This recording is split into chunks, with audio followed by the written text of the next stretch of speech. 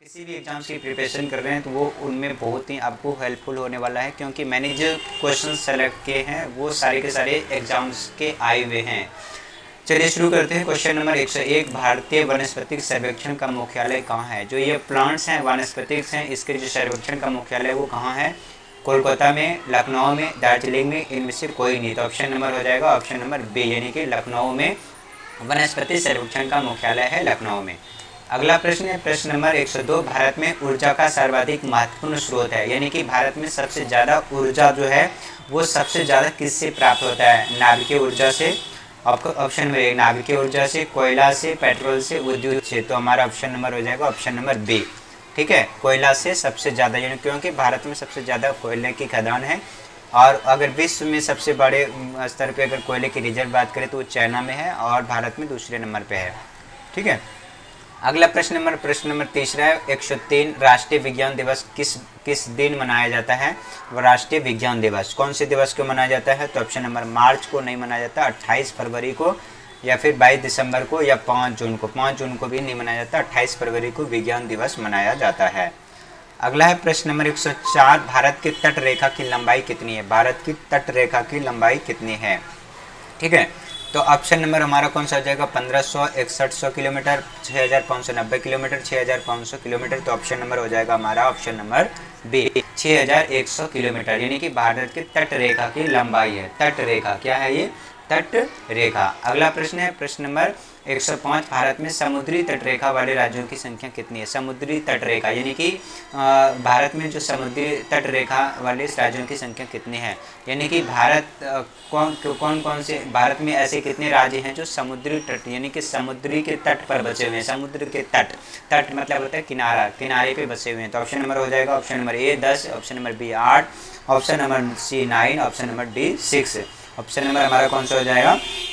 Option number सी, यानी कि 9। भारत में ऐसे 9 राज्य हैं जो कि भारत के समुद्री तटरेखा पर हैं। अगला प्रश्न नंबर है 106, भारत के मुख्य भूमि का दक्षिणी नौक क्या है? यानी कि भारत जो है, भारत के भूमि जो दक्षिणी नौक, यानी कि दक्षिण, सबसे दक्षिणी तट पर क्या है? Option number A, Calimere point, cape Comorin, Comorin, Indira point, या इनमें से कोई नहीं। तो ऑप्शन नंबर हमारा कौन सा हो जाएगा? ऑप्शन नंबर छठा, भारत की मुख्य भूमि दक्षिणी नौक पर, दक्षिण एकदम पूरे दक्षिण में क्या है? तो हमारा कौन सा हो जाएगा? Option number B, cape Comorin. Cape Comorin है जो सबसे मुतमईन है। ठीक है, अगला पॉइंट है, अगला प्रश्न है प्रश्न नंबर हमारा 107। ठीक है, भारत का सबसे दक्षिणी बिंदु क्या है? भारत का सबसे दक्षिणी बिंदु, यानी सबसे दक्षिण में क्या है? ऑप्शन नंबर हमारा कौन? कैप कैमोरीन, कैलीमेयर पॉइंट, इंदिरा पॉइंट, या नोरीमन पॉइंट। कौन सा ऑप्शन हो जाएगा? ऑप्शन नंबर हो जाएगा सी, यानी कि इंदिरा पॉइंट। क्या हो जाएगा? इंदिरा पॉइंट। और इससे पिछला वाला जो क्वेश्चन था, यहाँ पे क्या था? भारत के मुख्य भूमि की दक्षिणी, यह है दक्षिणी और वो है पश्चिमी, तो ये कैप करेन, ये ठीक है, समझ गया। अगला प्रश्न है प्रश्न नंबर हमारा कौन सा होगा? ये 8वां 108, यानी भारत और चीन के बीच कौन सी रेखा सीमा निर्धारित करने का कार्य करती है?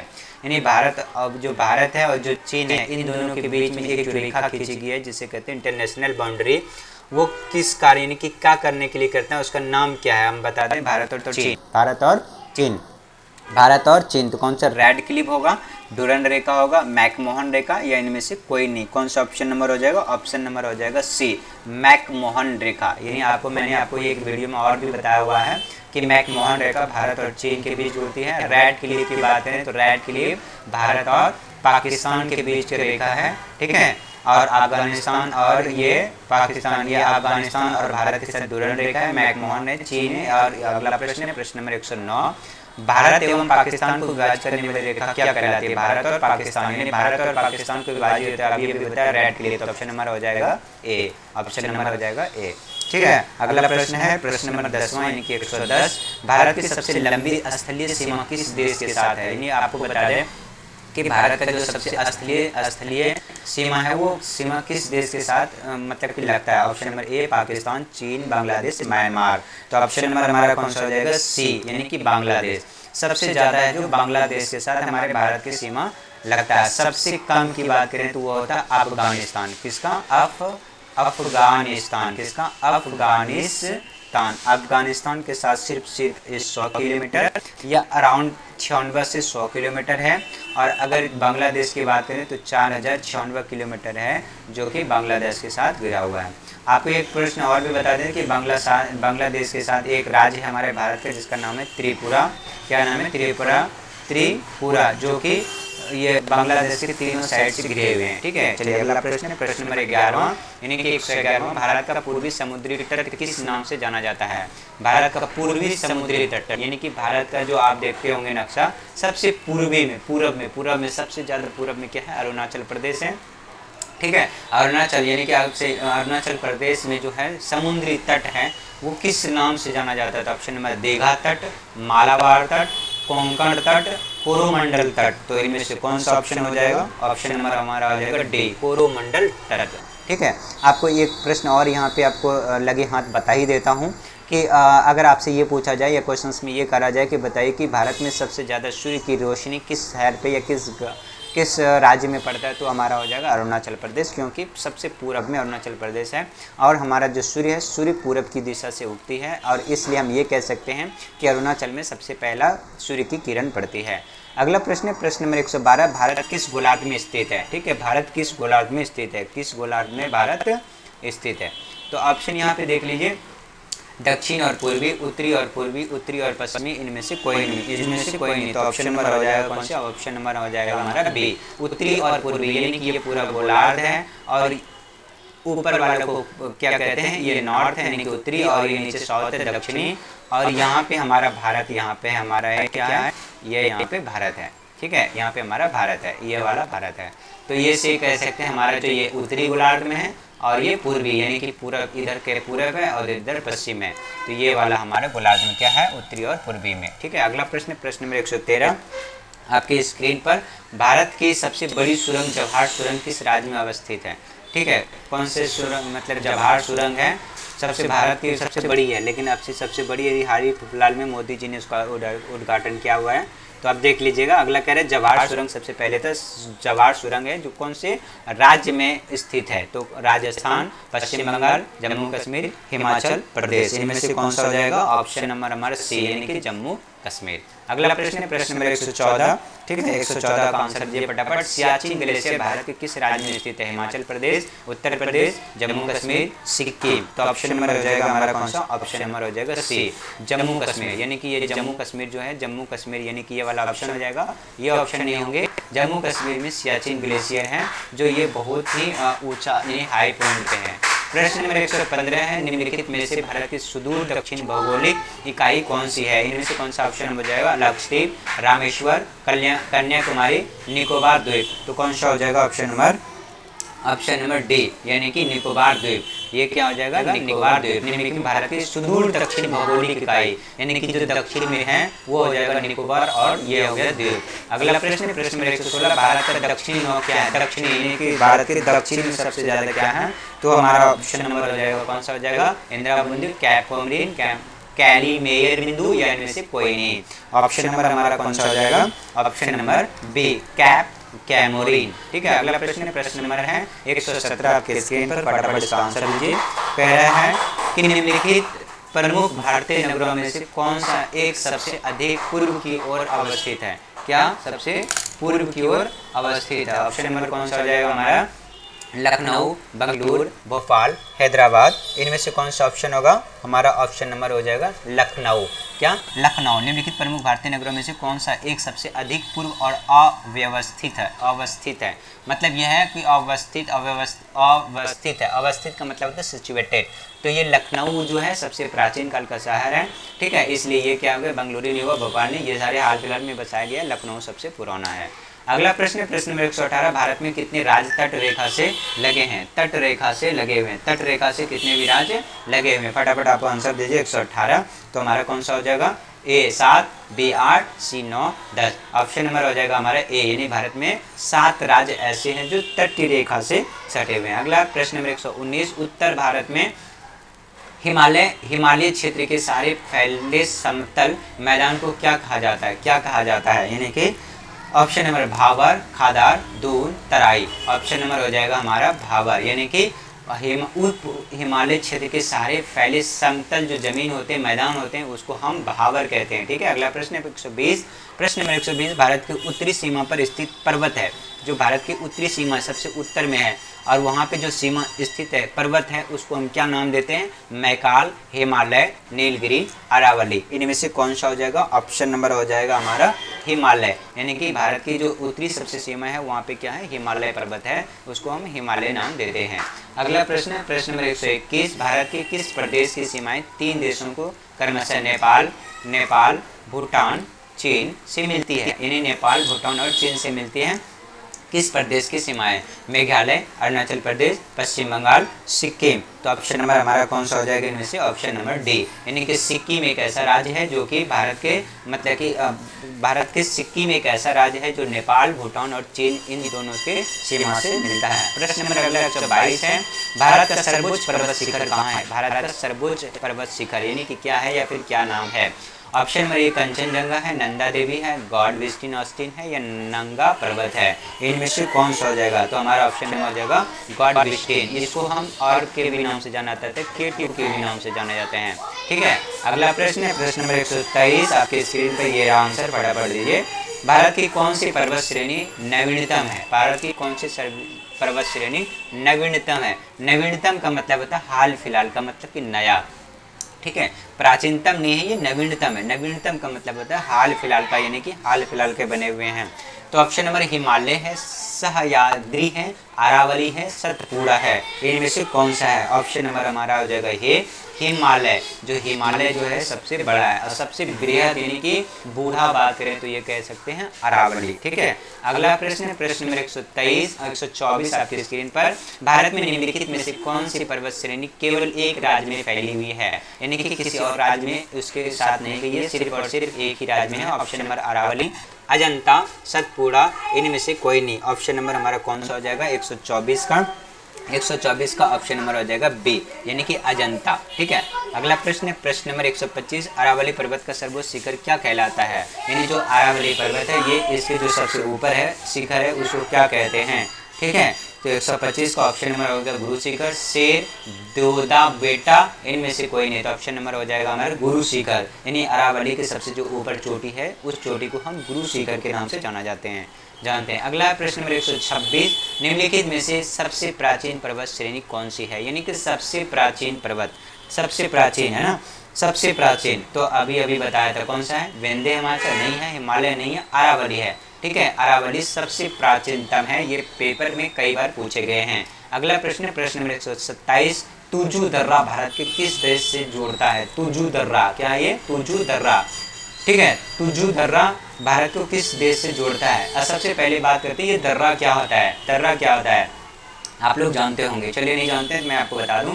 देखिए जैसे ये पहाड़ है, ये है ना पहाड़ है, ये पहाड़ है, ये पहाड़ है ना, ये पहाड़ है और हम यहाँ पे रहते हैं, ये हम यहाँ पे रहते हैं, मान लो हम यहाँ पे रहते हैं। ठीक है, अब यहाँ पे मुझे है ना, यहाँ पे जैसे ये कोई राज है या कोई जगह है, मान लो यहाँ पे कोई राज है या फिर कोई जगह है। मान लो मुझे मेरा यहाँ पे एक घर है, यहाँ पे है ना, मैं ये घर बनाया हूँ, यहाँ पे मैं एक घर बनाया, अब मैं यहाँ पे ये रहता हूँ, अब मैं यहाँ रहता हूँ, अब मुझे यहाँ जाना है तो मैं ऐसे करके जाऊँगा, ऐसे करके जाऊँगा, तो ये पहाड़ के ऊपर चढ़ना पड़ेगा, है ना। तो मैं इस पहाड़ में ज़्यादा टाइम लगेगा, तो मैं क्या करूँगा, जो ये पहाड़ है इधर सबसे ज़्यादा छोटी है और इधर सबसे ज़्यादा, तो मैं इसके सहारे चला जाऊँगा, इसके सहारे मैं यहाँ पे ठीक है चला जाऊँगा। तो हम क्या कि देखो ये चोटी है और ये भी चोटी है, यानी कि इसके बीच में जाऊँगा, यानी कि इन दोनों, अगर मैं यहाँ से जाता तो ज़्यादा टाइम लगता और यहाँ से जाता तो ज़्यादा टाइम लगता, है ना। यहाँ से जाता तो ज़्यादा टाइम लगता और यहाँ से जाता तो ज़्यादा टाइम लगता। तो हम क्या करेंगे, इन दोनों के जो शॉर्टेस्ट डिस्टेंस होगा, यानी कि इसकी ऊंचाई कम होगी, वहाँ से हम जाएंगे। तो इसी वाली जगह को, यानी कि कम दूरी वाली जो जगह है, कहाँ कम दूरी, इससे नहीं जो पहाड़ के सबसे कम है, मतलब यहाँ अगर मान लो यहाँ से जाऊँगा तो ये ज़्यादा पहाड़ पे चढ़ना पड़ेगा, इधर से जाऊंगा तो ज़्यादा पहाड़ पे चढ़ना पड़ेगा, अगर मैं इससे बीचों बीच जाऊंगा तो मुझे पहाड़ पे कम चढ़ना पड़ेगा, इसलिए मैं इसके सहारे जाऊंगा। तो इसी को कहते हैं दर्रा और इसी दर्रे का नाम है, ठीक है। वही कह रहा है, तो तुजू दर्रा है वो किस देश से जोड़ता है, भारत को किस देश से जोड़ता है तुजू दर्रा, म्यांमार से, ठीक है, या फिर चीन से, नेपाल से, या फिर भूटान से। तो हमारा आंसर हो जाएगा ऑप्शन नंबर ए, यानी कि म्यांमार से तुजू दर्रा जोड़ता है। अगला प्रश्न, प्रश्न नंबर 128, भारत की सबसे बड़ी वहन नदी कौन सी है? वाह नदी। वाह का मतलब होता है सावसनी, वाह का मतलब होता है कि वाह का मतलब होता है कि जो बहती गंगा जैसे होती है, बहुत बहाव होता है, यानी कि पानी स्थिर नहीं होता, स्टेबल नहीं होता, पानी चलता रहता है। तो भारत की सबसे बड़ी वाह नदी कौन सी है? नर्मदा है, महानदी है, गंगा है, गोदावरी है। इनमें से कौन सा ऑप्शन हो जाएगा? ऑप्शन नंबर हो जाएगा ऑप्शन नंबर सी, यानी कि गंगा नदी। गंगा नदी है जो सबसे बहाव में सबसे ज्यादा, और ये बहती रहती है पानी। अगला प्रश्न है प्रश्न नंबर 129, नर्मदा नदी का अधिकांश भाग भारत के किस राज्य में बहता है?